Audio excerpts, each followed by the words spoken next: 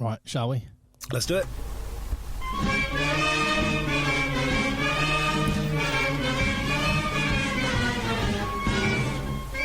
Hello, EggChasers. It's the EggChasers, a rugby podcast, a podcast about rugby that doesn't take itself or the game too seriously, with the caveat we take it very seriously this week. Yes.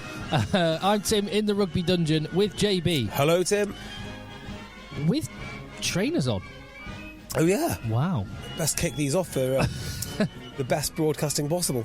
There you go. Bare feet now. There you go. Socks. And we are joined down the line by Philip, who is in a secret remote location. Where is the EggChasers TMO shipping container, Phil? So normally when I'm not there, I am preparing my nuclear bunker for the end of the world. But this time, I've been roped into one of the most middle class experiences I've ever had, and I've had a few, as you both and know. You used to live in Chorlton. Yep. I did, and now I live in the grammar school ridden South Manchester or North Cheshire suburb of Sale. So middle class experiences are 10 a penny for me. But I'm having my first weekend ever in Centre Parks. And how are you finding it? It is remarkably middle class. Is it? It's more middle class than, say, Abersoch? I've not experienced Abersoch for a long time, so I wouldn't know. I would say it's Abersoch's got a little. Sorry, Abersoch has got a little bit more of a nouveau riche. Yes, it has. Yes, it's true. Definitely, like good working class folk who've done very well for themselves. Own carpet warehouses, that kind of thing. Yeah, exactly, and fair play to them. Centre Parks is much more like the. It's basically like Harlequins. Harlequins, I was going to say on sea, but they're normally in the middle of forests, aren't they? So it's Harlequins if you chucked them in the middle of nowhere. Yeah, I think so. And it's also like it's an oasis for slightly unhappy parents who are just looking to kill a few hours with their kids being happy and through whatever money it takes to give them like half an hour of peace while little Tarquin is not screaming his or her head off. Well, can I tell you something which I heard this week, and I'm intrigued by it? So, I was talking to somebody. We will get onto the rugby shortly. And they were saying to me that they're about to go on a stag do. Where do you think the stag do is heading? Butlins. Correct. I only said it because I was thinking it has to be something related to Centre Parks. But Butlins do adults-only weekends. Yeah, apparently they are. They sound crazy. Yeah, apparently if you are like an early 40s divorcee. You're early 40s, right?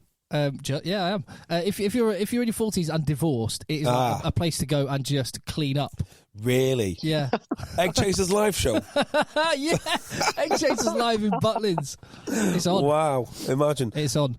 Right, okay, so we're doing 2 episodes this again, and the reason for that is we're going to try and split the off-field and on-field just to make it nice and easy to listen to and to make sure that one doesn't bleed into the other and it's clear. And if you want to ignore one, or if you've lost interest in another, then that's absolutely fine. For that reason, JB might not be on the rugby pod. No, I've got no interest in the rugby this week. So let's start with this as a bit of an addendum to the midweek podcast, which Phil couldn't do. Can you just clarify what you were doing instead, Phil? Because JB wasn't sure. So I was in transit while you were recording. Sadly, I had almost all of last week down in London. Until Thursday night when I had to come back up from London and prepare for Friday travelling to the Lake District. There you go. So I was in like a double transit situation of travelling and then packing and not much else. Not much fun, unfortunately. So I'm going to hope that you listened. If not, just the floor is yours, Phil. Me and JB had plenty of opportunity to have our say. Take us back to Thursday when you saw the news, your initial reaction, and then what you've cogitated and thought since. So I've not actually listened. I've not had a chance to listen because of the transit and the Centre Parks thing. And it is my father-in-law's 70th this weekend, so I've been doing some of that as well, and trying to keep the kids alive. But I've read everything I could read about it, including JB's excellent article on Rugby Pass. Thank you. And a lot of WhatsApp messages from different rugby groups, and including speaking to some friends, colleagues, and contacts of mine who are not inside rugby bubble like us, who are kind of how would you describe them? They're players, but not necessarily huge fans of watching the game. The kind of people who this will affect more than anyone else. And I'm just so disappointed by the whole thing.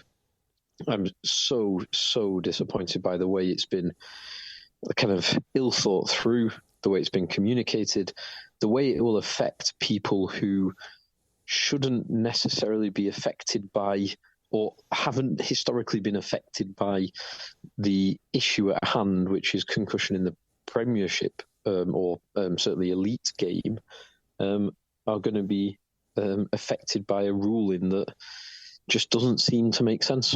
And so I'm not surprised, sadly, because it's we've kind of known it's coming, but also the ill-conceived, ill-thought-through changes to the game are relatively commonplace, but this just seems to be by far the worst one. And for someone who I'm obviously not playing regularly now, but if I were playing regularly, this is actually probably a law that would actually benefit me. Yes, it would, actually. Because of one, I'm shorter, and I took a fair few head, neck, shoulder shots in my time. But also because I'm shorter, low centre of gravity, this would make me even harder to tackle. So for someone who this law would actually perversely kind of benefit, I'm still massively against it. I think it's just so badly thought through, and the communication makes it even worse. We can get onto the communication, but just develop the reasons why you think it's a poorly conceived idea. So there's a few things. I know everyone's been talking about the two trials. So there's a trial in the championship level, the British and Irish Cup, that was abandoned partway through because it was eliciting exactly the opposite results it wanted to. And then what some people are badging as the successful, if you read some people or listen to some people, incredibly successful French trial. So I've read as much as I can read about those two without actually having watched a full season or part season of both of them. And I think it'd be fair to say that from those two data points, the evidence is mixed at best. There's limited clear evidence, but it's the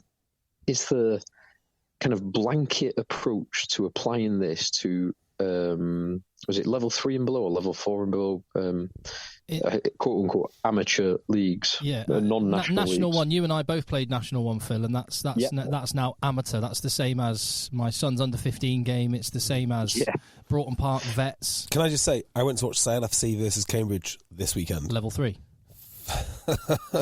Good luck. I mean, Cambridge won that game. I'll talk more about it in detail later. That's the only game I'll really talk about in detail. But it's a world away from what I play. A world away. Now, Cambridge won that game, and at the end of the game, the comment was made, Christ, you might be challenging for promotion. Like, do you really want that? It's tough at the Championship. I'm like, yeah, we don't want to play children's rules in level 3. So, yeah, fair enough. Mm. And so the data that's being pointed to by some as extremely successful, I think I concur with you, and that was my point on the last one, because I thought without Phil I need to crunch some numbers, and that was the conclusion I came to. Where did your data come from, Tim? Of interest. That French, the data for the French study hasn't been published, which makes it all the more farcical that the RFU have rushed this out. But you've done a really good Twitter thread. Where's that from? Yeah, I have a bookmark on my computer at home about where that's from, but that was a write up of the from a link on the RFU's at the bottom of the RFU statement. There are links, but those. Yeah, sorry, Phil, go on. Yeah. No, I saw the data that you referred to referenced. It was either the Times or the Telegraph referenced the same data set that you referenced. But yeah, you struggle to find any. You get there's loads of anecdote on that French study, or study in the loosest possible sense. There's lots of anecdote saying it was incredibly successful, and everyone thought it was led to. Fast-flowing rugby and fewer head injuries and fewer blue cards, which, given the blue cards are applied almost nowhere else, it's hard to get more blue cards. But there's very little in terms of, or certainly from what I've seen, and I've been looking for it, hard data on that French study, and you'll get sent clips of, or I've seen several clips of either proving it's a disaster or proving it is the saviour of rugby and everyone's going to be playing this in a few years' time and it's going to be the most delightful, perfect game with no head injuries and offloads for days and tries for days. And I just don't think either of those things is true. What I do think is forcing everyone in all scenarios to tackle below the waist is going to cause issues. It might lead to a small reduction in head injuries. I would genuinely believe it could do, although I think it will totally change the way the game is played. And is it a compromise worth having? Maybe. But what I'd like to do, instead of just blanket applying it across 8 tiers of leagues or whatever we're talking about, from tier 4 through to, or tier 3, tier 4 through to tier 10, 11, 12, I would love to see more studies in a smaller quantity applying different approaches, applying the waist and below, applying the sternum and below. Yeah, because Ross Tucker, who's someone I really, really do admire and really think is incredibly logical and data driven. He's trustworthy. Ordinarily, trustworthy. I really do believe that, and I think he's so frequently so accurate and so on point. And he's a big proponent of this change. And in his extensive and admirably extensive Patreon write-up of the history to get to this point, and I really do recognise there's a huge amount of history to get to this point, he talks about the red, amber, green.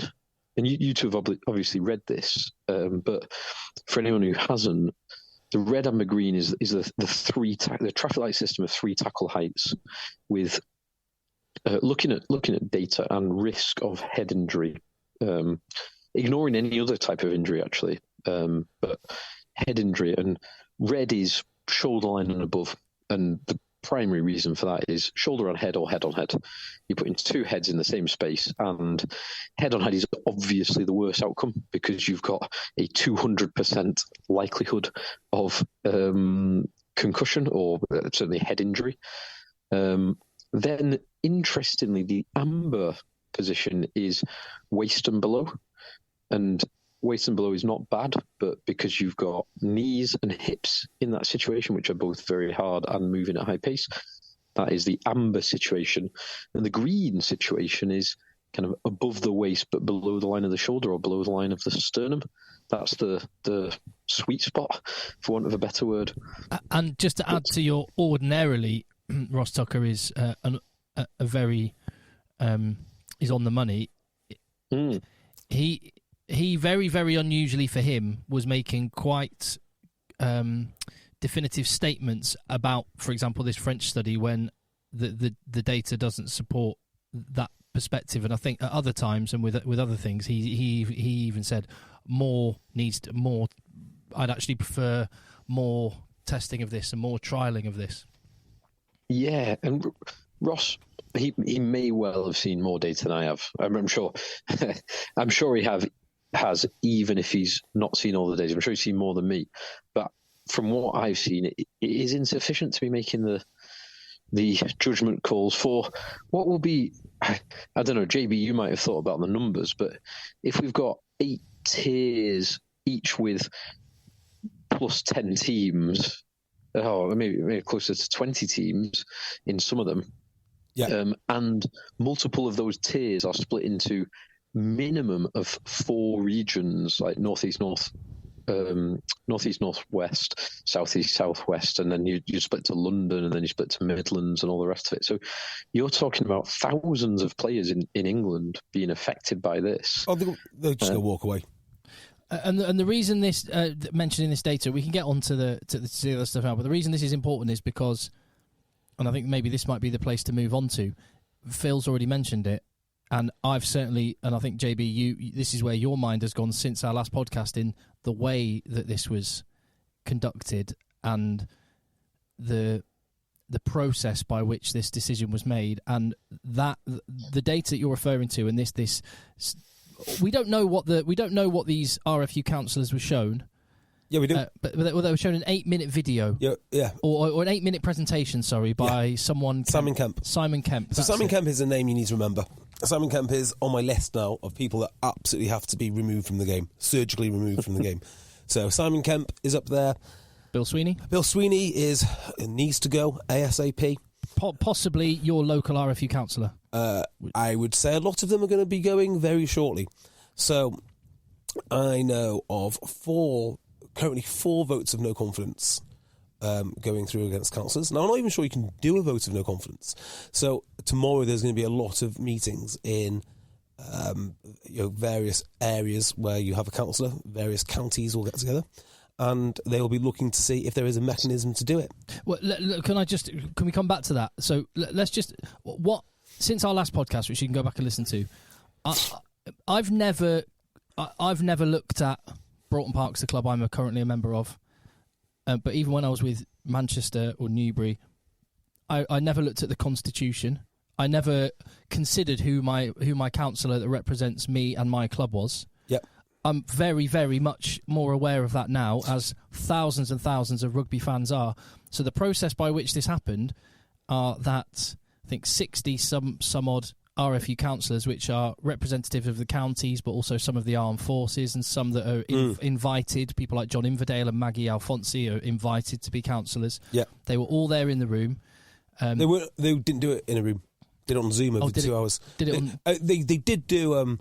They did do a mammoth session in person for a lot longer than 12. A lot longer than 2 hours for sorting out the transgender policy. But to ruin the game, they just spent 2 hours on a Zoom call and a 9-minute video. 2 hours on a Zoom call, a 9-minute video, and a vote which was unanimously. Yeah. Now the vote is really, really interesting, because I have heard a lot of councillors rowing back when confronted by very angry members of their counties. Now, my councillor is not rowing back. He is absolutely certain what he has done is the right thing. He's going to be gone, I think. Well, there's two of them. So in Lancashire, even better. So they're. Well, he risks being gone then, clear. But anyway. Well, yeah, no, both of them risk being gone. I think they both need to go. So I had a really good chat with mine today, a guy called Ken Andrews. Very nice man. He took a lot of time to talk to me. It doesn't change my opinion. He has to go. I got a letter from him, which is very nice, explaining his thought process. None of it even remotely moved me. And he also forwarded me the letter from Ross Tucker, outlining the history of getting to that point. So like a 6-year... His Patreon article. That's what that was. Was that the Patreon article?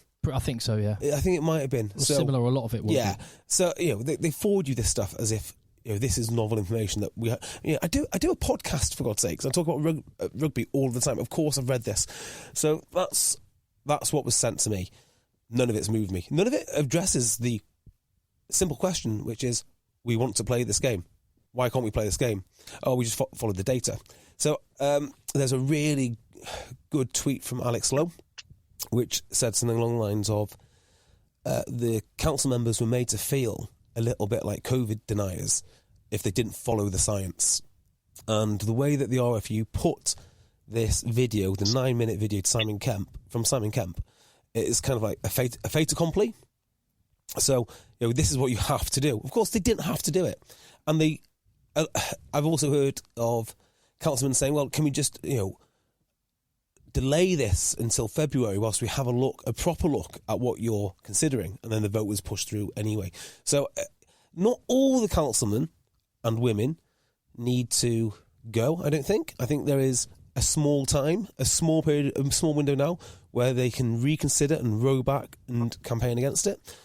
But on the other hand, I kind of hope it does go through now. I hope it does go through. And I hope that it allows us to take or carve part of the game away from the RFU and go our own way. I want to come back to that, if I may, and just deal with the way the vote happened. So the fact that the councillors didn't know they were voting on this until they were on the call. That is right, yeah, remarkably. So this is what you need to remember. Okay, well, so let's go back to the fundamentals. Phil, unless you know differently, or JP, I understand it to be the case that rugby is a game. The sport is owned by all of the members who participate or are members of constituent body clubs, the constituent body being the counties or the armed forces or whatever. The members of the clubs are the owners, if you like, quote unquote, of the sport.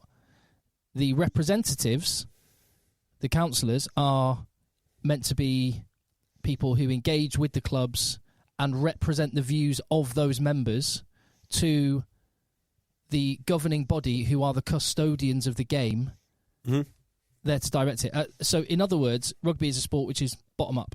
Yeah, completely. So, if that is the case, to have a vote which none of the councillors knew about beforehand, with this feeling that it was a fait accompli and that they would have felt like COVID deniers to go against it, and then from what Phil said, and it goes along with what we've said, which is that the data on this, the justification and how extreme the idea is,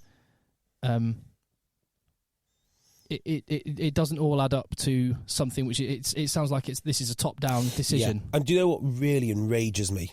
Okay, it's the attitude of people that are carrying water for the RFU. So there's a well-known rugby personality who I was speaking to, who was carrying water for the RFU, and like the way he spoke to me, it's how can I put it? Do you know, in today's society, if you disagree with something, you're told, right, that's just because you're not educated. If only you were more educated. And what educated means is, until you have to agree with us. We're going to indoctrinate you until you agree. So there's a line at the moment going around about the communication of the report and the vote, and it seems to be, for some of these councilmen, they think their number one crime, rather than trashing the sport, rather than betraying everyone, rather than all that, their number one crime was poor communication from the RFU. And it's not the case. If you take all the money out of my bank account and you then proceed to tell me the only thing you've done wrong is communicate how you took that money out in badly in a way that I wouldn't understand, it doesn't make it right. And it's the same sort of thing. They're saying, if you just understand, if we just communicate, you will come around to our way of thinking. And the councilman that I spoke to, he could not get it through his head, right? He could not get it through his head what I was saying, which is, you have no support. All that they come back with is, that is your opinion. Right, so you're in this circular argument where you say, this has very little support. That is your opinion. I was like, no, it's not my opinion. It is the opinion of every single person I have spoke to. Have you heard anyone say that this is a good idea? Like, genuinely, anyone? I've heard some people appear to try and justify why it could end up being a good thing, but I wonder if there's other motives behind that. Like, who are the advocates for this change? Because if Mike Bubbins. Mike Bubbins. Oh no, he's deleted all his tweets, by the way, since the last podcast. What an absolute coward. So Okay, so if you're the RFU and you've got something to say and you think it might be unpopular, like you find friendly journalists and you make sure that somebody independent outside of that organisation is putting forward your side of the argument in the most forceful way possible.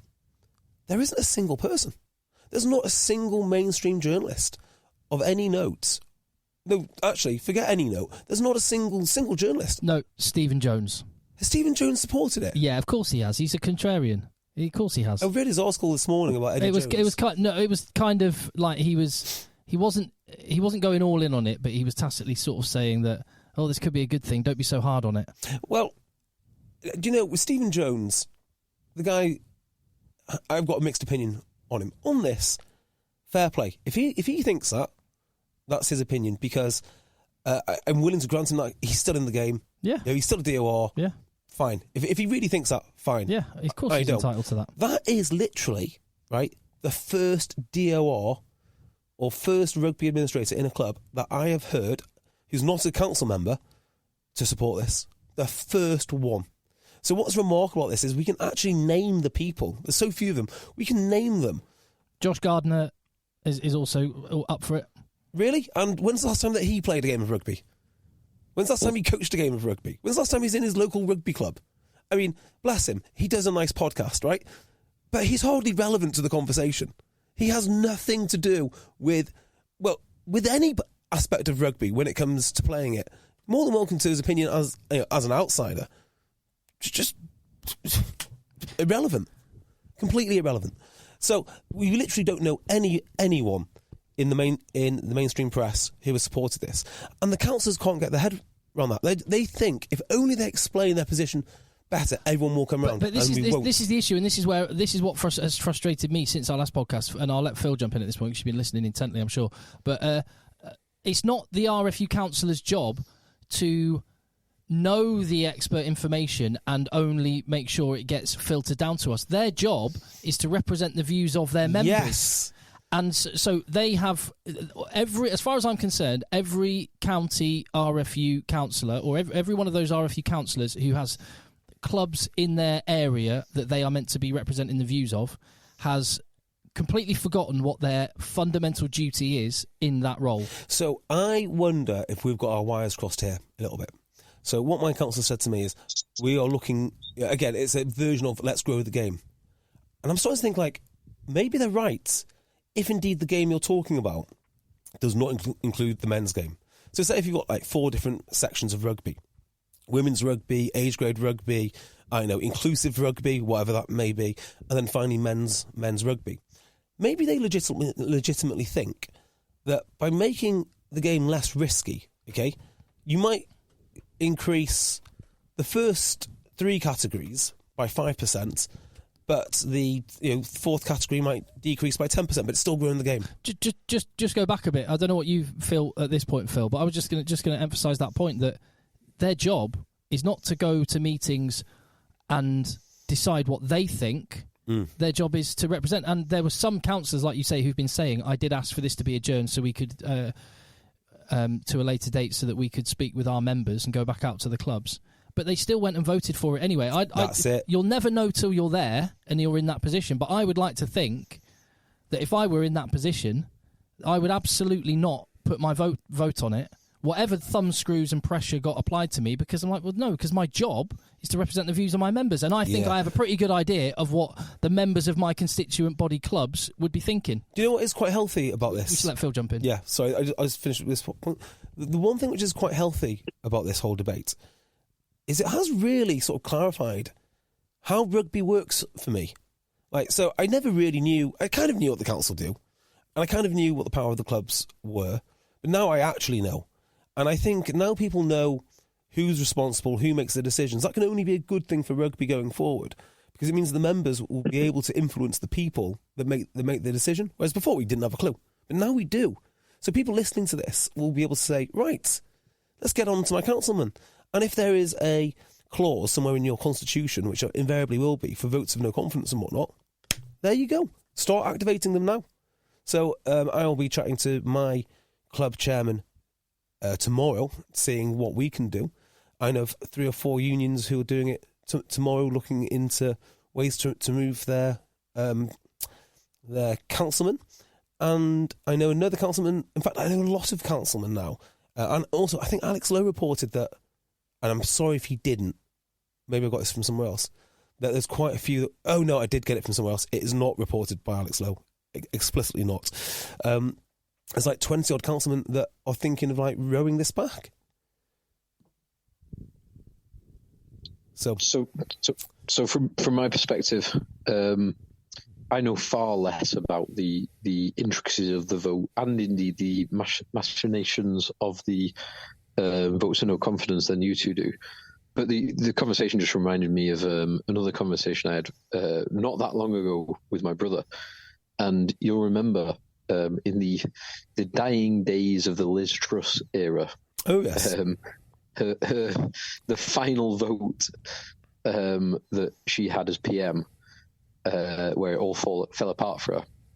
A couple of days later, I was having a beer with my brother, and one of the headlines on that final vote was MP manhandled by Jacob Rees-Mogg to vote yes, to vote through the motion of the government. And I don't think at the time I had a beer with my brother a couple of days later that it was announced who that MP was. And I solemnly looked him in the eye and said, Rob, if you were the MP manhandled by Jacob Rees-Mogg to vote against your will, I am never, ever talking to you again. Unfortunately, it wasn't him. Oh. Yeah, that would be a stain on your record, wouldn't it? So do you reckon you'll have it all your own way against Rees-Mogg? I mean, I'm relatively confident I would be able to handle Rees-Mogg with very, very few difficulties. Yeah. Which MP do you reckon would give you the most difficulty? Ooh, what's interesting? Angela Rayner. That's exactly what I was thinking. I was like, I wouldn't fancy tangling with Rayner. Starmer would go down fairly easily. Yeah, he'd go down, no worries. Yeah. Rishi, you put Rishi in a bin. Oh my word. No, Rishi would be shouting, not my face! Yeah. He's a really small man, actually. Very small man. Yeah. I reckon Gordon Brown back in... Gordon Brown back in the day would be hard, I reckon. He would be, yeah. Because he's so dour and Scottish and cold and miserable. Oh, and of course, John Prescott, dynamite hands. So it's actually been... I think this is, in some respects, a refreshing place to be because individuals are realising, yes, we talk about, it's our sport, but they're realising, no, it really is our sport. And much like you, JB, I've set wheels in motion at my club going, we need to start talking to members about this. Yep. And I want to know what our constitution says. Yep. I just want to know the facts. And there's lots of members that I will, if need be, I will speak to that maybe I've never spoken to before. So I'll tell you another thing which is amazing is usually when something controversial crops up, people are very much fence sitters. Everyone is so ready to fight this. Everybody. So I phoned up. And another thing which I think is really positive, I mean, it's a small positive, but nevertheless, because I wanted the views of the directors of rugby in my league. Well, I've never spoke to half of them. Like, you play against them, don't you? And maybe we've got some awesome guys as directors of rugby in the ADM level 7. Like, people that know their stuff inside out. I think you played with this guy. Have you played with a guy called Andy Northey? Yeah, so Axe was for about maybe 3 or 4 years at Sedgley. He was first team head coach. Oh, was he? Tim Free did it for a few years. So he is, I'll get this slightly wrong, but he was Saints and Saints as a rugby player. He was a big, hard centre. He played for St Helens Rugby League and Northampton Saints Rugby Union. Well, yeah. And he came in maybe 2008 or 9 as first team coach for Sedgley. And he a couple of things he did for us or did for me. One was he used to write Axe on our shoulders. Why? Genuinely, before the game, it was a genuine thing. Before the game, It's ridiculous. You get a black marker pen. Yeah. And you'd write Axe. So his nickname, Andy Northey, his nickname was Axe. Ironically, probably because of his low tackle height, chop tackles. But I might be wrong on that. I don't actually know, but that was always my assumption. But he used to write Axe on certainly the backs. Shoulders before the game in black marker pen with an X right like the apex of your shoulder. Yes. And that's you imagine the X is driving through the opposition and when you make a tackle. That's incredible. That's absolutely incredible. So that's one thing. And I will never forget. So I blew my knee out. I did an MCL, medial collateral ligament damage to my right knee, playing at Preston Grasshoppers. This is a long time. It's 2008, 2009. And I had about maybe 2 months off of doing like strength and rehab. And the first grass session I did back, first team had been hammered. Like we'd lost, say, 4 on the bounce, something like that. And Axe made us do a fitness session on the back pitches. Essentially, back pitches are like, this is mid-December. Back pitches are freezing cold. You're on top of a hill, totally exposed, full of sand. And it was, we didn't know what we was when we started it, but it ended up being 26 number 200-meter sprints, which is it's ludicrous. But it was my first session back after having like major knee ligament. And what's that in? What is that in kilometers? 1.3 kilometers or 1.35 kilometers. Is it? No, 1.2 kilometers. No. Hold on. 200 meters times 26. Oh right. Yeah, no. so like 5.2 kilometers. Over 5k. Oh my god. 5k sprinting. Wow. Sprinting with like 30 seconds rest between them. Oh my goodness. It's absolutely ridiculous. That's brutal. But Andy Northey he's a good rugby man, and he's a good coach as well. Gotta say, mate, I had one of the most enjoyable rugby chats for 30 minutes with a guy I've never spoke to before, driving home from North Wales. Do any of these guys know you from Adam when you spoke to them? Yeah. Well, I play for Tok H. No. I play for Tok H, like the most dominant rugby force in the Northwest. Yes, of course. Do they know you're JB? Quote unquote. Some do, some don't. Yeah. Some do. I think most of them probably do. Pretend they don't. Yeah. He broke down elements of this law which I've never even thought of. I mean, it's silly to think I didn't think of it, but like, you can't strip the ball. You can't.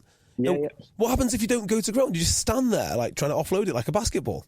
That's what I was thinking with the under-15s. We've got a couple of like big units. It's like give Elliot or Matthew the ball and just let them walk with their ball above their head. It's absolutely crazy. It's crazy. So break it all down. But this pattern of like how many good DORs we've got at level 7 is ridiculous. It's ridiculous. And once you start talking, you think, this is gold. This is podcast gold. So there was that, and even the league secretary is like, I think this is a great idea. We'll have a chat. As in, you haven't explained what you're saying. Sorry, a great idea. Yeah. So why am I calling them? It's because I want to continue playing the proper laws of the game, and I believe that we can set up a league. No one so far has said no. The only person said no so far is the councilman who thinks we're nuts. Who's there to represent the views of the member clubs? Yeah. I was like, what would be your response if there was a different league set up? Well, you just can't do it. It's like, I bet I can. Why can't I not? Yeah, and like, well, what about insurance? I'll buy some. It's not difficult, is it? I mean, it's not as if rugby has not been sponsored by insurance companies since the dawn of time. And this. The product, you're asking them to insure the product that they are currently insuring. Yeah. It's the rules that they're currently insuring. So in 6 months' time, they'll be insuring slightly different, but you're just asking them to insure what they're insuring now. I mean, I reckon they'd probably do it for free if you got the sponsorship right. I mean, the Premiership has been sponsored by Gallagher, Aviva, Zurich, all big insurance firms. CBE, I think CBE. Do Saracens, insurers, Boland or whatever it is, do Sale. So insurers love rugby, and people who work in insurance love rugby. The idea that the only thing stopping me is like this mystical insurance policy that only the RFU can write is absolutely farcical. And so, JB, are you suggesting you're going to be the new rugby league? Because obviously a breakaway was how rugby league was formed 100 plus years ago. Well, I think the problem is, where do you pitch this fight? Okay, so is the fight best being fought internally by turfing out councilmen, making people resign? Or is it just taking part of the game and carving it off? I think it's the former, because I think there's an argument that you're doing the RFU's bidding if you carve it off, because then they don't have to worry about the lower level of the game. Well, I mean, I would say the opposite, right? Hey, look, you want to deal with the women's game, if that's your business, take it. It's all yours. If you want to deal with kids, take it. It's all yours. An organisation just to deal with men's amateur rugby would be phenomenal. And it'd be phenomenal from like all different angles. So, for a start, why is rugby so rubbish at attracting sponsors? Well, it's rubbish because it doesn't know what it is. It's never... They're going to the sponsors and like, we've got female engagement, but you're not going to be more female than netball, right? You're not going to be more attractive to the person wanting, say, a foothold in the Asian market than, say, cricket. You're not going to have the crossover of the FA. So they're like these pale impressions of all these different things. It's just men's rugby. The commercial opportunities are vast, because guess what? People love men's rugby, and they love what men's rugby stands for. But now it's just this bland mix. So no wonder it's dying. So when I spoke to the councilman, he's like, yeah, well, we need to ensure participation. Numbers are dropping. But you have a look at the resource that the RFU give you for writing your promotional material. There's 2 documents. One of them is how to write a flyer, basically, with inclusive language. What? You've been pursuing this this line of thinking now for 10 years, and the game is dropping. So maybe, the numbers are falling. So maybe it's best hand it over to people that have new ideas. What are the sports that are growing recently? That's a great question. MMA, yeah. Who aren't ashamed. If anyone went to MMA and said, I think you need to be careful of your of the safety and the... Dana White would say, he would stick a finger up and he'd go, jog on, I'm opening up elite level slapping contest instead. Quite incredible, isn't it? Which for the people that want to take part in that as consenting adults... I can't even watch that. I know, I can't. It's awful, but... it's awful. But for the people that want to take part in that as consenting adults or watch it, who am I to say you can't? Yeah. By the way, strongman, not exactly unpopular. It's like one of the sporting... Like, rugby's an amazing game. The fact that we can't sell it... I mean, I always mock Premiership Rugby because they can't sell it. Just shows what clowns that they all are. So, if we did hive away men's rugby, it'd be phenomenally successful because it'd be run by people who are not compromised. It can't be that hard. It simply can't be that hard. Let's just deal with some... Oh, sorry, go on, Phil. I was going to ask, you might have addressed this on the midweek pod, but I'm actually interested. So I'm not entirely against this as a concept, as in the tackle billows. I think it would fail, but I'd like a bit more data on whether it would be successful or fail. Are you, just a question to you two, are you out of principle, would you like to see a limited range trial on this, or do you just think this just doesn't have enough legs? Like JB, your analogy, which I do quite like, is I don't need on other things, admittedly, I don't need a study to show me the effects of the incoming tide on sandcastles. Yes, exactly. Are you in that camp on? Is yours a short answer, JB? Yeah, would you like to see more on it? The short answer is no, I don't. I've got plenty of evidence from 100 years worth of playing amateur rugby. We know what it looks like. I've done it for 20 years. It's fine. Okay, so my answer to this is I understand, and I think with everything, and with rugby over the last 150 years of its existence, the risk profile of it and the risk tolerance of it is something I've got no problem with being re-examined, re-looked at. And to that end, I don't mind trials happening. One of the things I said on the midweek podcast is that they're describing this as a trial, but this is all but 24 teams. in the whole, and like, Carte blanche. which is like, what's the control group exactly? And you're just excluding the people who, by your own data and your own justification and just pure logic and common sense, are the people most affected by the very thing you're attempting to solve. So I think this is a dreadful way of doing it. I'm not against trials per se. What I would point to, and some people try and straw man, and they'll say, oh, as JB said, and I think actually I didn't really think of this. You've been saying this for a while, JB. We cannot let people use this "game's gone soft brigade" quote. It's just used as a blanket term to silence people, when actually, and I think this is the first time when people have stopped using that phrase, because they're looking at how much resistance there is and going, whoops, you can't just try and call one individual a name and have them be shut up, because there are thousands and thousands and thousands of these people who are perfectly reasonable, rational people who do care about the sport and care about the people involved in it. So I'm not against trying things. I think this is a dreadful idea.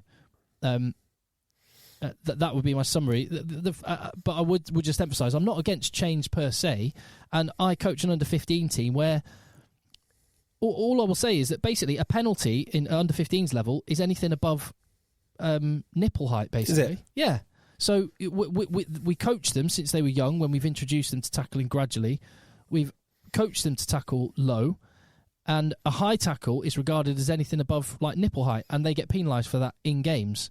So it's already, and I just think that as a trial first, which they tried in the championship and they could revisit, that would be something to retry again. It's just what I cannot get is that they've just leapt to this waist and below. Oh. And what I predict will happen, this is my prediction, hear me now, believe me later, they will somehow, without saying, yeah, we got that wrong and we went over the top and it was a bit too far, we're rowing back. They will not say that. What they'll say is, here's more evidence, here's some flesh on the bones, and what we mean when we say waist is that's where we'd like you to go, and they'll end up basically saying it's nipple or below. Yeah, and it's also, people say, you can't use the thin end of the wedge argument. Well, I think you can. I absolutely think you can. Started with seatbelt tackle. It's not dissimilar to smoking, really, where it's just going to be outside. It's just not going to be in bars. And now looking at a smoke-free world, so always resist the first change would be my thing.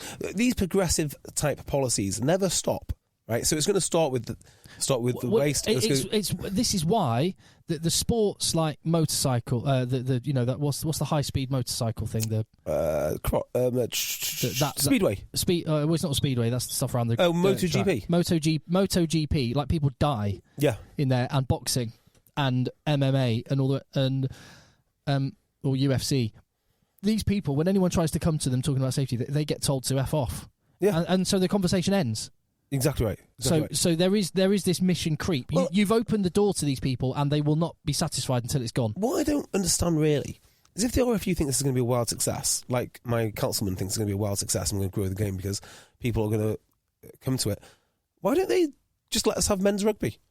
Just say, okay, well, actually, if you feel that the existing laws are, why don't you just set them a new game, and presumably all the players would just migrate over to that game, and all the parents would send all their kids to that game. I mean, just give people the choice. It'd be fine. Just whilst we're on Simon Kemp, right? So this fella, allegedly, he's the chief medical officer for the RFU. And he sort of allegedly kind of hovers around, and he's the authority. And being a doctor and whatnot, being the chief medical officer, no one is really there to interrogate the data that he puts out there. So, do you remember there's like a study not so long ago, and it said like players would like a non-contact version, or one of the worries that people have is, getting injured. Well, that survey was done, let me just get this right, it was done on non-playing players. Does that make sense? So, sorry, players that don't play, or sorry, no, non-players. That is the best way to say it, right? Non-players, people who don't play rugby. Yeah, people, and so they've taken, when they say they're general concern about injury, as to must be concussions, right? When actually it's just general injury. So the idea that we just try and limit the concussions and people come flooding in is not right, because people are not just worried about concussions; they're really worried about knees and hips, and the amount of people I know in manual work said, I can't. Or in a trade, I can't play rugby because I can't have a broken hand. Or you'll understand, but you'll hate me for this. Is I swerved the vets game because I thought, like the last time, I can't lose 2 weeks of CrossFit. No, just for one game. Well, I do all my CrossFit. That's another thing which I found this week in CrossFit. So when I go on Friday, I thought, what's the point? I've only got 7 more games left. I only go to CrossFit to stay fit for rugby. Yeah. So there's one, Mark Evans, who I know you're a fan of, JB. Huge fan. He is looking after the Fiji Drua Super Rugby franchise. A great person to run a league. Yeah. In the UK, I just say. He mentioned something. He put a little tweet thread up which I really liked, and it reminded me of the book. I don't know if either of you have read it, the Coddling of the American Mind by Jonathan Haidt. Mm-hmm. I'd 100%. Go on, Phil. So I've not read the book, but I've read the article that the book was based on. The article was from about 2012 or 2014, something like that. So yeah, I know exactly what you're talking about. So Mark Evans said, and he referenced in some other messages, The Coddling of the American Mind, this book, which I think this is absolutely on the money. He said, I played for 20 years from the age of 10. From the start, even at a young age, I loved the game, but realised it had an element of risk. It was physical. It could be a bit scary. You got hurt at times, but I always enjoyed activities where there was some physical challenge, so I willingly accepted the risks. As I got older, I witnessed some serious injuries and realised it might have been me, but it didn't stop me playing, or boxing, or skiing. I worry we're seeking to eliminate risk in many areas of life. All the research shows we are destroying the resilience of children with our obsession for constant supervision of them. Inform people of the risks they run, but unless they're putting others at risk, let them make their own decisions. Yes, introduce children to the game gradually, but don't overreact when it comes to adults. Those of us who play or played the game want an element of risk. We knew and know there's a small chance of a catastrophic injury in the short run or long-term damage. By all means, make adjustments, but don't seek total eradication of risk. It's one of the reasons we love or loved it. Yeah, that's exactly right. Nailed it. Yeah, there's nothing more to say on that than that, really.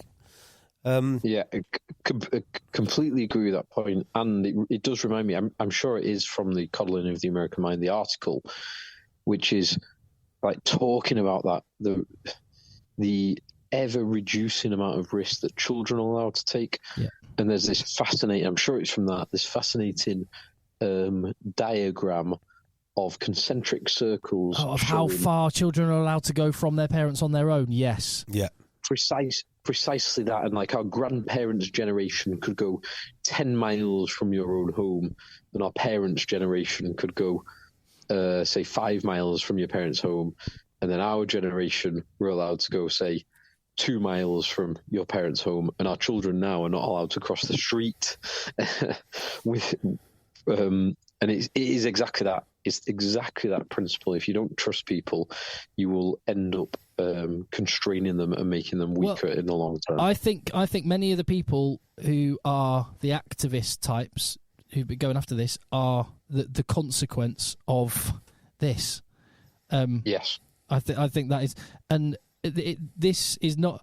And if you link this to the rugby, that reason why children aren't allowed to go to the park on their own or whatever, it isn't because of actual increase in risk, but because of an increase in the perceived risk. Yeah, exactly right, mate. And safetyism just exploded around the same time as the iPhone is one of the findings Jonathan Haidt makes. All the graphs just spike when the iPhone and social media came in. So, and also naked buses became a lot more risky if you knew there's a camera phone on board. Oh yeah, So it's like this pouring bottles of champagne on the floor after a good Bath win. Became riskier. Look, I mean, there's a dual consequence here. Not just kids and risk, but also naked buses and risk. But just to wrap it up, I was chatting to Dougie of the Maul Over podcast this weekend. He was working at the Northampton game. How is Doug? He's very well. He was a bit like you, a little bit bereft, a little bit. What's the point? And what's the word? Where you're... Oh, I can't... It begins with an A. Apathetic. Yeah. That's the word. He's apathetic. Anyway, he said, and I just think this is... multiply this by every club at every corner of the land. He says he plays in a vets team once a month at Ickenham Rugby Club. Small club. That vets team, on the nights they play once a month, there'll be 40 guys in their 30s and 40s, some even in their early 50s, who turn up to that club, and they stay there the whole Friday night, get properly on it, and that night in that rugby club will keep the club afloat and keep it going, and it happens once a month. That game will not happen next year if these laws go through. Yeah, and not just what that will do to Ickenham Rugby Club and many other rugby clubs like it. What does that do to the sense of purpose, meaning, fulfillment, enjoyment in the lives of those 40 men? Completely agree. Once a month, and this is the stuff you can have all the tables and graphs and all the rest of it. It's the human cost and the human reality and is what is at stake. Yeah. But one last point, which I forgot to mention earlier on, but I think is really interesting. There is a lot of pressure on the public schools to stop playing contact rugby. Loads. And they're going to buckle because the public school sector is very susceptible to criticism. I think they hate the spotlight being on them. And there's like a group of 20 of them, and they've gone to the RFU and said, look, we're on the verge now of stopping this completely. Now, again, this is a lot to do with the work of absolute charlatans like Alison Pollock inciting the UN human rights law and whatnot. But it has worked. It has worked. And they've fed this back to the RFU. And this is one of the other reasons that the RFU, I think, are keen to do it, because it fits in very well with their private school network. You know, so you've got the most privileged people talking to the other set of most privileged people, dictating what you can do on your Saturday. But just to go back, and I think probably, Phil, this is where you come in on that, is that, to go back to what you said at the very start, is we don't know if this is going to achieve the things that they say it's going to achieve, because the evidence for that is just not there. Yeah, completely agree. Rostock is smarter than I am and more into the detail, and he seems very positive about it. But I've just not seen the evidence, and I think I would be very happy to see more trials. But I would much prefer trials of when we're talking about that red, amber, green spectrum, the traffic light system. Why are we not doing trials on the green spectrum? Why are we doing trials on the amber situation and not the green position? Yeah, I mean, but rather than just dictating this to everyone, it should be a small considered view of various different situations and seeing if they have positive or negative outcomes over a much longer time horizon. Like the study which they're citing hasn't even been published. And also, it's everything outside the top two divisions, which now in the pharmaceutical industry, there's one of the ethics things they look at is if you, in the trial, determine that there is an absolute benefit of what you're trialling, it is unethical to keep the control group from that treatment.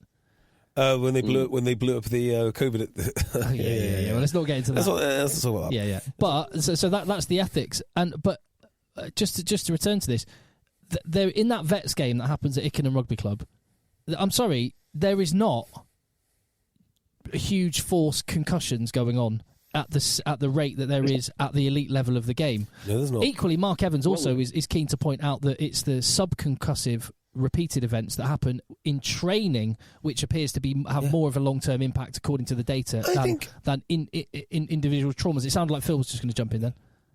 I was just going to say, if you're forcing 40-year-old men to have to bend at the waist for other 40-year-old men who are accelerating towards them, and they're not used to doing it, that is going to lead to far more concussions or back injuries.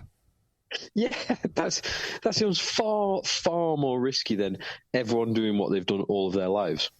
Yeah, it's crazy, isn't it? It's but so just to complete the point on that farmer parallel is to have a trial going on which only excludes the people at most danger of the thing you're claiming you're trying to solve seems just completely backward. And as JB said on the midweek podcast, if you wanted to, it wouldn't necessarily agree with it, but if you wanted to bring this in, bring it in the Premiership, Yeah. and leave everyone else alone because it's not a problem. Look, we need to stick to our talking points, which are the important ones.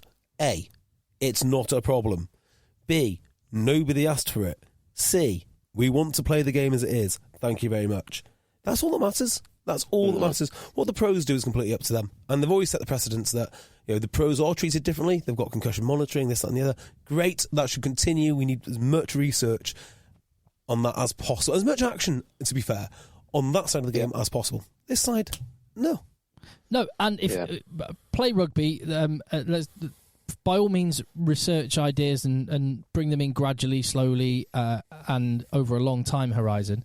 In the meantime, if you're not happy with the risk safety element, and Phil and I don't play nearly as much as we used to, whereas you play most weekends, JB, and that's because Phil and I have taken that risk safety profile at our stage of life. Yes, that's a great point. We have decided, whereas before you couldn't have stopped me from playing. Yeah. Oh, and by the way, can I just say, I might be playing in the summer as well this year. Rugby League. We're thinking of it was almost inevitable, I think, of launching a Didsbury Talk 8 Rugby League team, which would be awesome because we've already got chevron kits.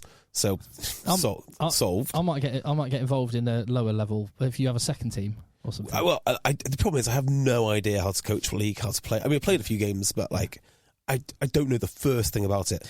But I'm going to do it. But what I was going to say is, so Phil and I have assessed our risk profile. We play maybe a vets game every now and again.